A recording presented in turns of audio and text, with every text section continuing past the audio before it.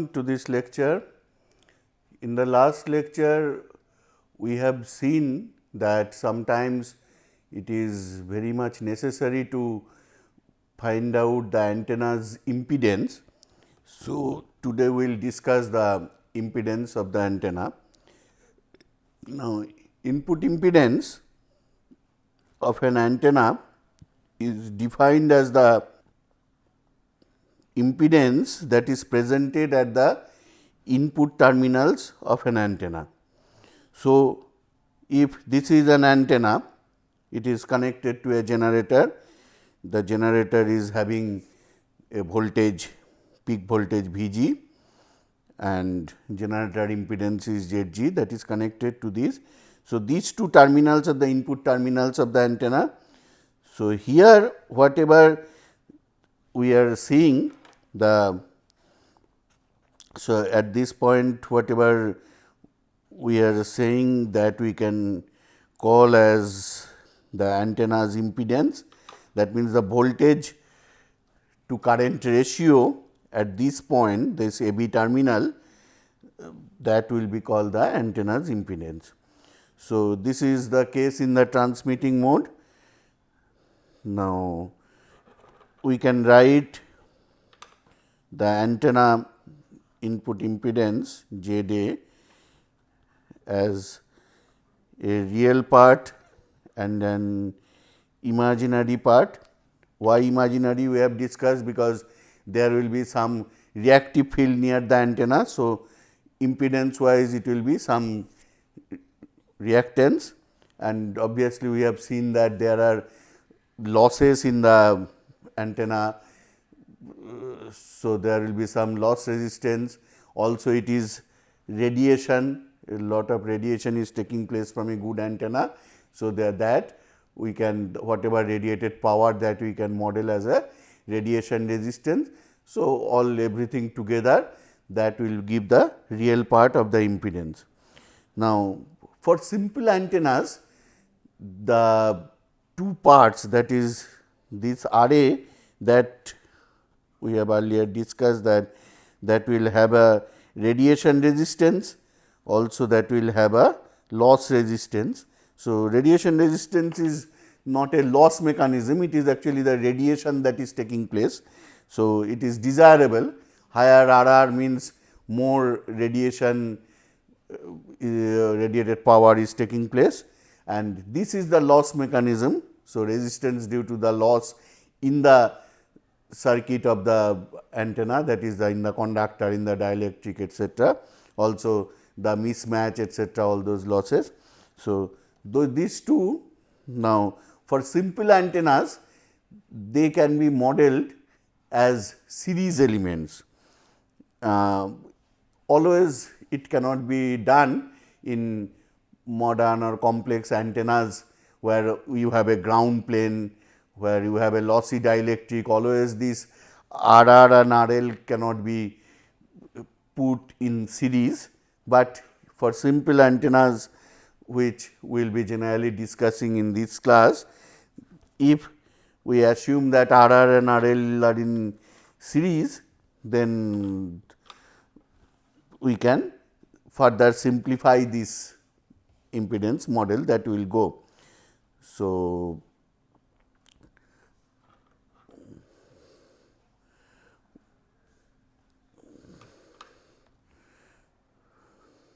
now, fortunately at microwave frequencies, this loss resistance RL, this is not very high. By proper designing of antenna, we can make this loss quite low compared to RR. Now, coming back to our approach of visualizing antenna as a circuit element for calculating various values of transmitter, which may have some blocks which are analyzed by circuit approach. So, here we are assuming that the generator that is having driving the antenna, that has an impedance of Zg. So, this Zg also we can say that this Zg is also having a resistive part and a reactive part, and also Vg, it is the peak generator voltage.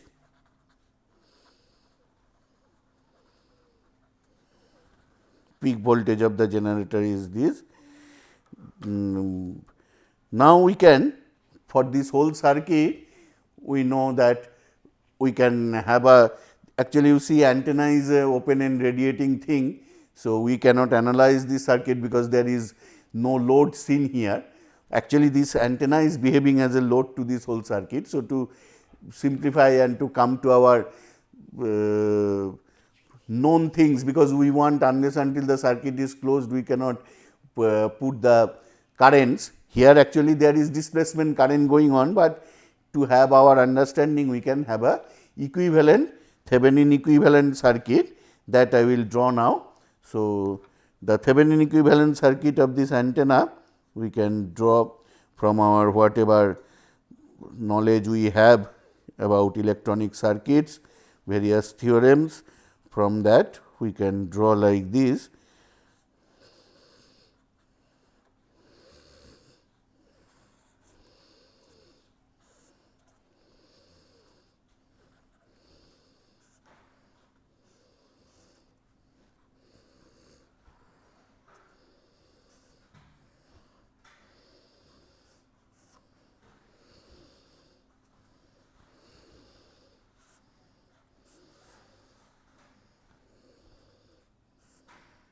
You see, now it looks like a thing, actually the same thing as the previous one we have done, but compared to this looks a more normal our analysis, and it is now apparent that actually our load is the radiation. So, radiation resistance is the load in this. So, now we can say that there is a current flowing through the circuit I g. Obviously, this I g is a complex quantity. So, we want to find how much power is radiated and how much power is lost in the antenna, etc., or in the circuit. So, for that we will have to find out the expression for I g. So, we know that what will be I g? I g is V g by that G g plus Z. Now, we know that for simple antennas we can write this Z I can write as R r plus R l plus J C plus. Okay. So, from here I can now write what is the magnitude of this I g, that is simply V g by G plus R r plus R l square plus X g plus X a square.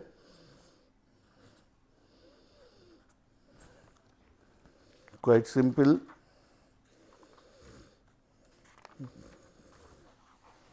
Now we can find out what is the power radiated by antenna.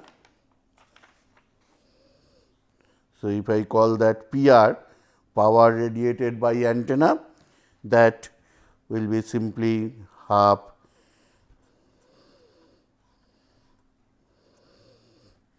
I g star into I g star, that is I am writing I g mod star mod square.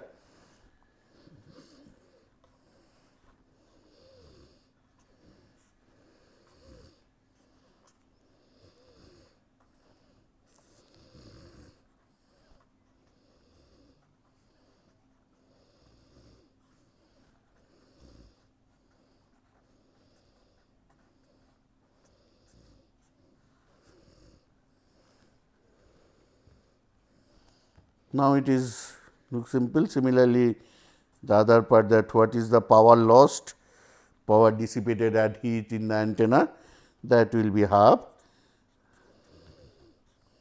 Ig square RL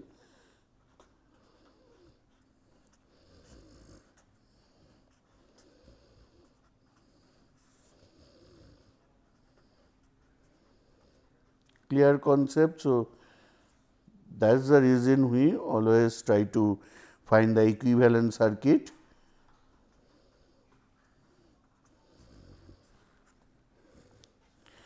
So, where is the remaining power? Obviously, the remaining power is dissipated as heat in the internal resistance of the generator. So, that we can call Pg is the power that is dissipated inside the generator, that will be again half Ig square Rg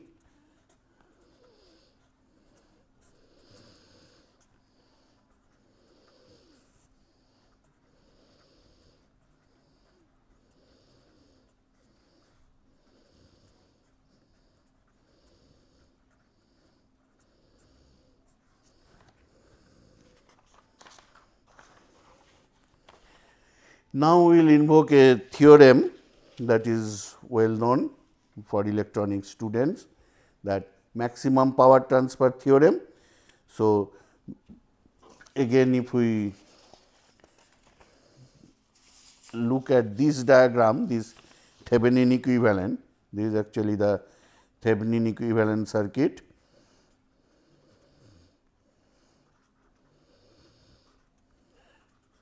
Of a transmitting antenna. So, here we can say that our objective is to maximize the power radiated. So, that means what is the maximum power that can be delivered to this radiation resistance. That will happen when we have conjugate matching. So, that means the condition for that is RR plus RL should be equal to RG and XA should be equal to minus XG. So, under this scheme we can say that when this conjugate matching takes place, what is PR? It is Vg square by 8, just the same expression, you put this condition, this will come RR by RR plus RL whole square, PL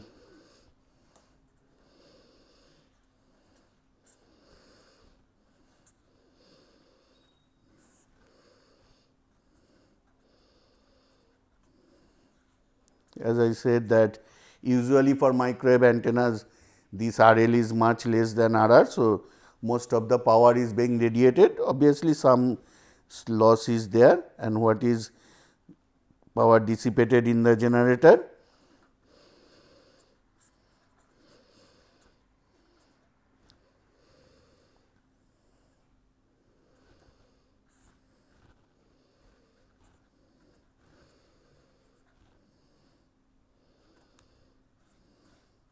But here again under this condition I can say I can cut this and cut this. So, it is Vg square by 8, or let me write Vg square by 8 RR plus RL. So, under conjugate matching we can say that Pg is equal to PR plus PL. So,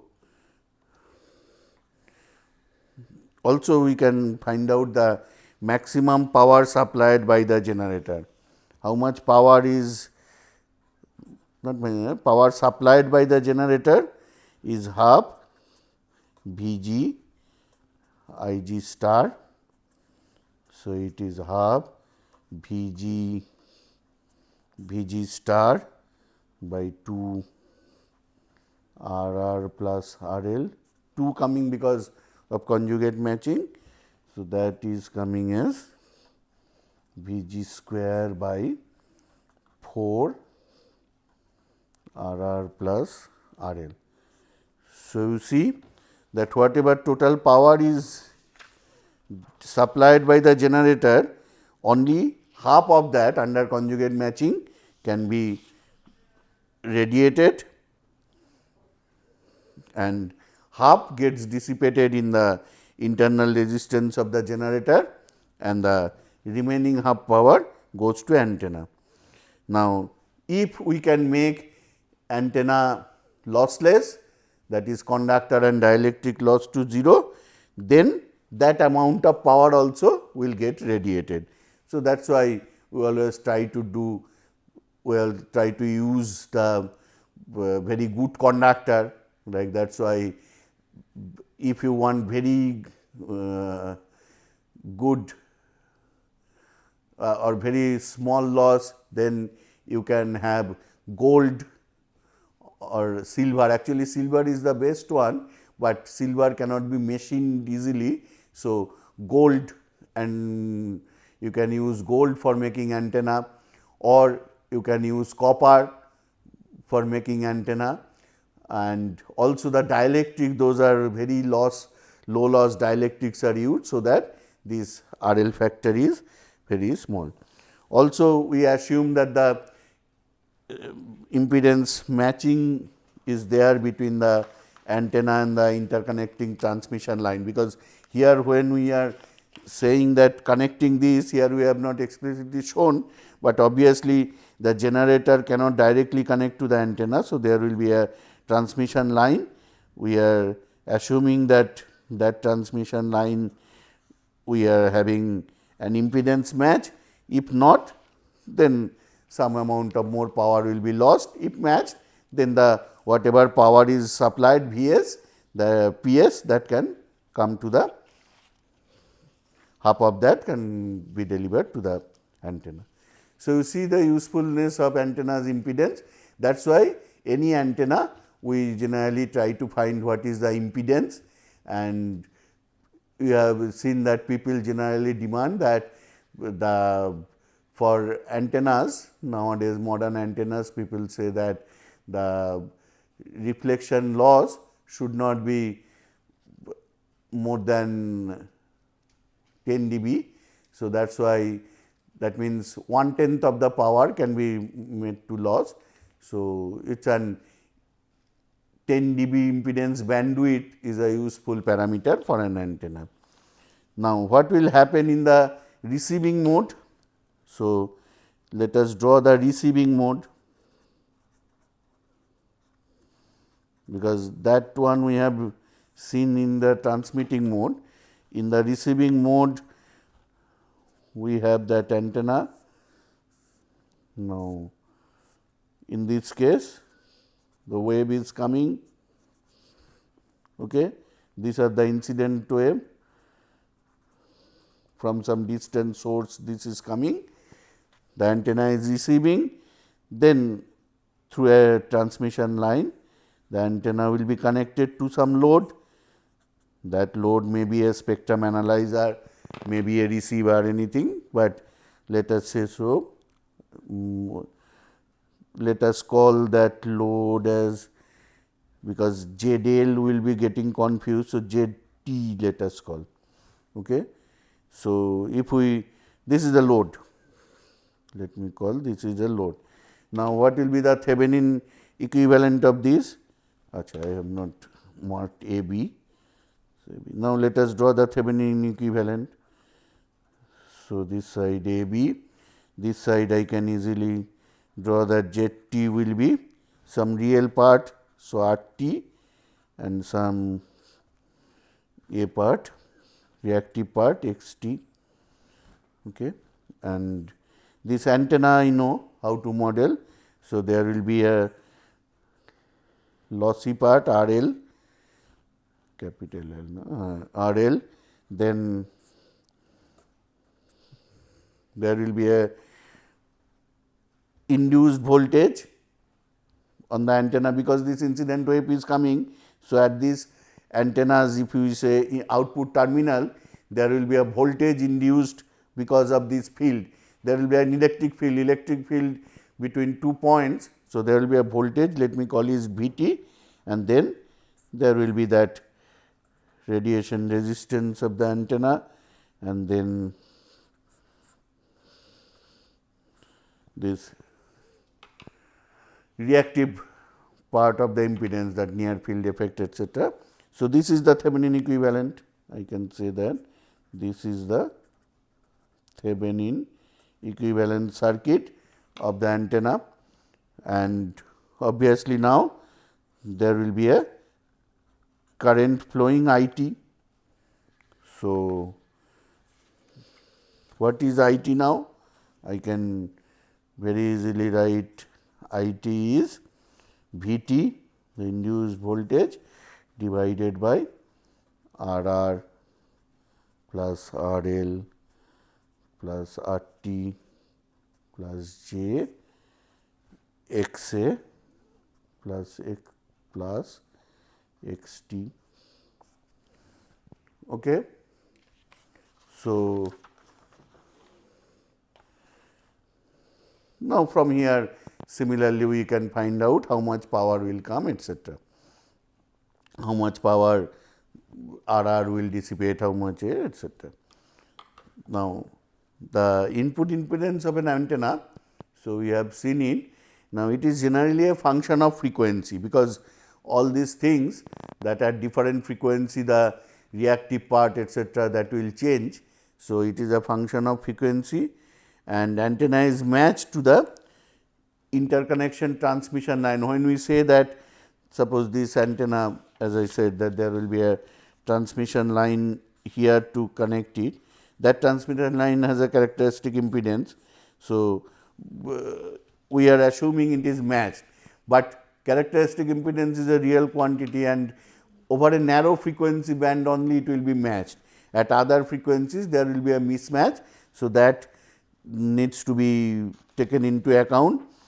So, I can say that the input impedance of an antenna depends on several things. On what?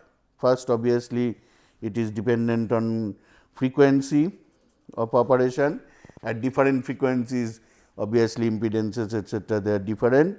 Then it depends on geometry of the antenna, because it is an antenna. So, when we are saying radiation resistance, that depends on the geometry, as we have seen, that radiation resistance of a current element, etc., and later also we will see that better and better antenna means better your radiation efficiency. So, that means your RR will change. So, obviously, input impedance depends on geometry of the antenna.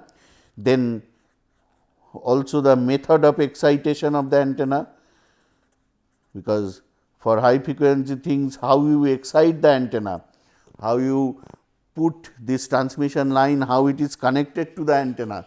There are various ways of connecting, loop coupling, probe coupling, etc., and that will change the impedance.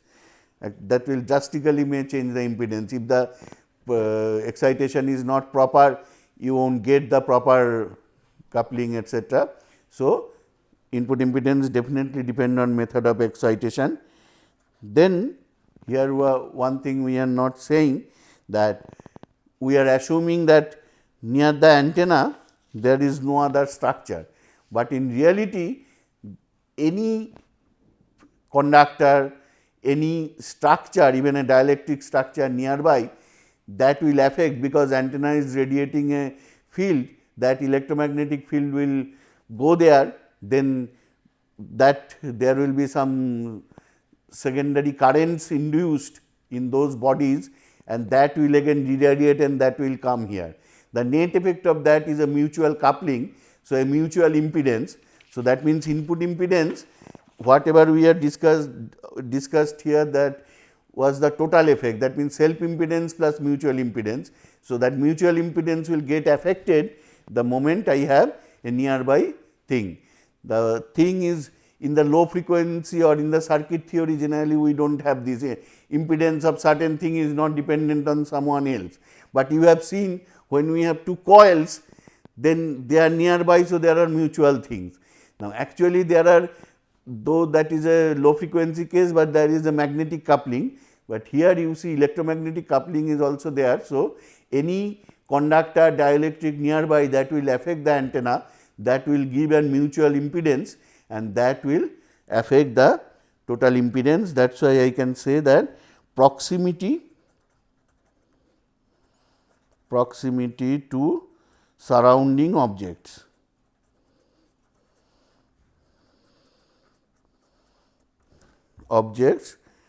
Nearby. Okay, surrounding means then any other thing, also obviously the material of the antenna, because all those laws etc. depends on what material we are using for the antenna.